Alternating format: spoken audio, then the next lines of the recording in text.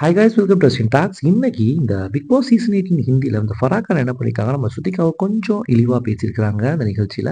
அது என்னங்கிறத இந்த வீடியோ பார்க்கலாம். அதுக்கு முன்னாடி நம்மளோட சேனலை யாராவது சப்ஸ்கிரைப் பண்ணாமல் இருந்தீங்கன்னாக்கா பண்ணிடுங்க. ஓகே, இப்போ ஸ்ருதிகாவை அந்த ஃபராக்கான் என்ன சொன்னாங்கிறத பார்க்கலாம். அவங்க சொல்லியிருக்கிறாங்க, ஸ்ருதிகாவை கொஞ்சம் டீசெண்டாக எடுத்துக்கோங்கம்மா, கொஞ்சம் கிளாஸாக எடுத்துக்கங்க அப்படிங்கிற மாதிரி சொல்லியிருக்காங்க. இந்த வேர்டை எதை மீன் பண்ணி அவங்க சொல்லியிருக்காங்கங்கிறது தெரியல. எந்த வகையில் வந்து நம்ம ஸ்ருதிகா வந்து இன்டீசெண்டாக ஹிந்தி பிக் பாஸில் நடந்தாங்கிறதும் தெரியல. சேம் டைம் வந்து ஒரு பொது சூழல் இந்த மாதிரி சொல்லலாமா வேணாமா அப்படிங்கிறதுமே வந்து ஃபராக்கானுக்கு தெரில. பிகாஸ் வந்து இந்த எபிசோடு ஆரம்பிச்சதுலேருந்து கரண் கரண் கரண் கரண் கரண் கரண் கரண் புராணத்தையே தான் பாடிட்டு இருந்தாங்க. அங்கேயே வந்து ஒரு கோரியோகிராஃபியே பண்ணிடுவாங்க போல். இவங்க ஒரு சூப்பரான கோரியோகிராஃபி வேறு கரனை வச்சு. ஸோ ஓகே, இருக்கட்டும்.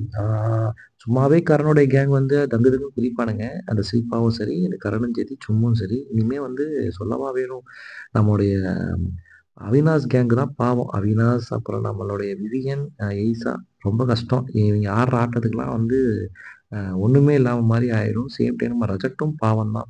சரி, எனிஹவ். ஆனால் இந்த அட்லீஸ்ட் நம்ம சல்மான் கானாவது வந்திருந்துருக்கலாம். கொஞ்சமாவது அட்ரஸ் பண்ணியிருப்பாரு. ஏன்னா ஸ்ருதிகாவை வந்து ரொம்ப கேவலமாக பேசினாரு நம்மளுடைய கரண் பாகாவை வச்சு. அதெல்லாம் வந்து தெரியவே இல்லை. அதை அட்ரஸே பண்ணலைன்னு நினைக்கிறேன்.